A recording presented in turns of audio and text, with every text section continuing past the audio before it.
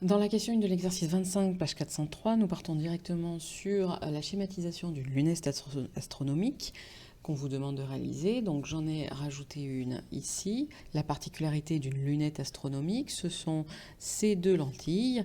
La lentille ici, l'objectif, et ici, l'oculaire. Elles sont placées de façon particulière.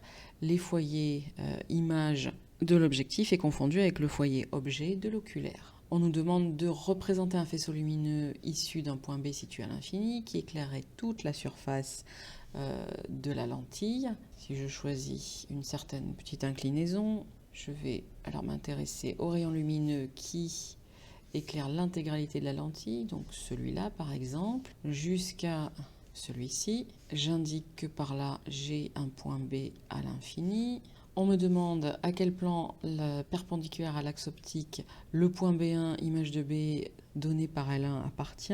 Eh bien, je sais que ce sera le plan qui contient le point F'1 puisque une lentille va donner l'image d'un objet qui est situé à l'infini en son point focal. On me demande de tracer le faisceau entre les lentilles L1 et L2. Donc là, je vais devoir en rajouter quand même ici un rayon lumineux pour aller avoir une idée d'où se convergent les rayons. Donc, je rajoute celui-ci qui passe par le centre optique de la lentille et qui n'est pas dévié.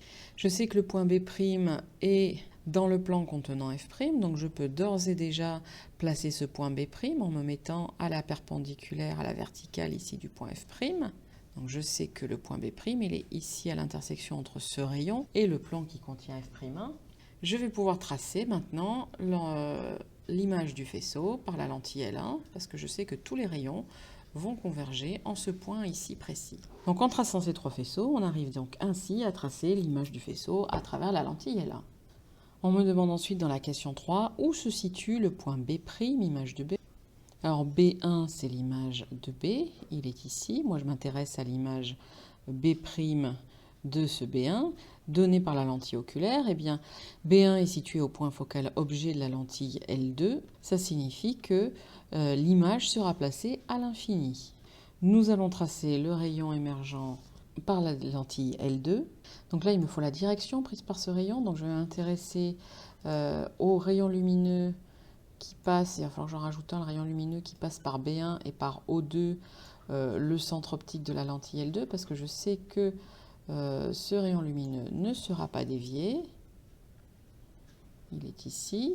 Et donc tous les autres rayons vont avoir cette même direction. Ce qui fait que je peux ici rajouter les rayons lumineux en sortie de la lentille L2. Dans la deuxième partie, on va vérifier que effectivement la lunette qu'on a vérifie que le cercle oculaire a un diamètre inférieur à celui de la pupille de l'œil. Donc à savoir l'intégralité du rayonnement collecté par l'oculaire va pouvoir aller directement dans l'œil. Alors pour pouvoir répondre à ça, il va falloir qu'on trace l'image de l'objectif par l'oculaire. Alors si j'appelle ici ce point-là C1, ce point-là là-haut C2, ce sont les deux extrémités de l'objectif. Je vais tracer leur image par la lentille. Alors pour cela, eh bien, on va utiliser les rayons qu'on a déjà tracés jusque-là, à savoir le rayon qui passe par le foyer image et le rayon qui passe par le centre optique de la lentille et qui ressort parallèle à l'axe optique. Donc voici pour celui-là. Il ressort donc parallèle comme ceci. Et voici pour le deuxième rayon. À l'intersection des deux, j'ai donc l'image C'1 de C1. Je vais faire la même chose pour C'2. J'ai ici mon rayon qui passe par le foyer et qui va donc ressortir parallèle à l'axe optique. Et puis je vais tracer le rayon qui passe par le centre optique de la lentille et qui n'est pas dévié. Le voici. L'intersection ici correspond à l'image de C2 par la lentille L2, c'est-à-dire C'2. Et nous avons ici donc l'image de l'oculaire C1, C2 par cette lentille L2. Alors comment vérifier la taille de cette image? Ce qu'on veut, c'est le diamètre C'1, C'2 pour vérifier qu'il est bien plus petit que 7 mm. Alors pour cela, il va falloir qu'on travaille sur les coordonnées grâce à la relation de conjugaison qui est donnée à côté. Je vais nommer quelques abscisses, quelques ordonnées. Alors ici, nous avons x de C'1, l'abscisse de C'1. Ici, nous avons x de C1, l'abscisse de C1. Là, nous avons y de C'1, l'ordonnée, donc de C'1. Et ici, nous avons y de C1, l'ordonnée de C1. On va commencer par chercher x de C'1 de façon à pouvoir ensuite chercher, grâce à la relation de grandissement, y. Parce que x de C'1, je peux le trouver grâce à la relation de conjugaison qui m'est donnée ici. Donc je l'applique sur les points C1 et C', et on écrit que 1 sur x de C', moins 1 sur x de C1 est égal à 1 sur f'2. Si j'isole ce qui m'intéresse, à savoir x de C'1, c'est égal à 1 sur f'2 plus 1 sur x de C1. Il faut que je m'intéresse à ce que je connais, que je ne connais pas. F'2, je connais, on me dit que c'est 20 mm. Maintenant, ce qui me manque, c'est C1. Ici, donc, en gros, la distance entre O2 et O1. Alors, la distance entre les deux centres optiques des lentilles, c'est la somme des distances focales. Je vois que c'est F2, F'2, plus F'1. Alors attention par contre, parce qu'on va être ici en valeur absolue, l'abscisse de C1, elle est négative, vu que le centre de mon repère ici, c'est O2, le centre optique de la lentille. Donc je calcule d'abord la valeur absolue de x de C1, c'est F'1 plus F'2. Alors F', je le connais parce qu'on me dit que cette lentille a ici un objectif 70-800, ça veut dire que la distance focale est de 800 mm. Donc j'écris qu'ici ça fait 800 plus les 20 mm de la distance focale de la lentille L2, ça nous fait 820 mm pour x de C1. Comme je connais f'2, je peux y aller faire mon application numérique.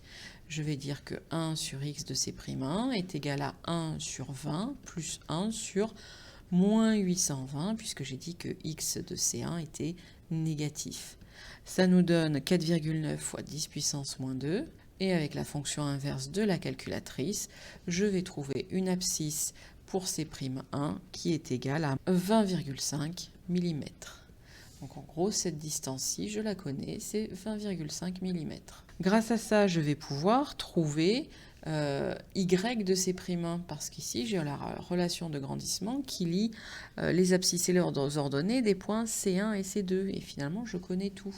Donc si je traduis cette relation de grandissement avec mes points, ça nous indique que y de C'1 sur y de C1 est égal à x de C'1 sur x de C1. Et donc, y de C'1, qui m'intéresse, et ce que je veux connaître, est égal à y de C1 multiplié par x de C'1 sur x de C1. Alors, regardons, faisons le tour de ce qui nous manque. X de C', je l'ai calculé juste avant. X de C1, pareil. Je connais ce qui me manque, c'est Y de C1, c'est-à-dire l'ordonnée du point C1. Alors, je peux connaître aussi, et je reviens aux données de l'énoncé, où là, à nouveau, cette lentille, on me dit que c'est une lentille 70-800. 70, ça veut dire que le diamètre de l'objectif est de 70 mm. Ça veut dire que cette distance-là, c'est 70 mm. Moi, je vois que Y de C1, c'est simplement cette moitié, cette distance-là, qui est la moitié de 70 mm, donc 35 mm. Attention, par contre, ce sera négatif parce que Y de C1 est placé en dessous de l'axe optique. C'est ce que j'ai indiqué ici.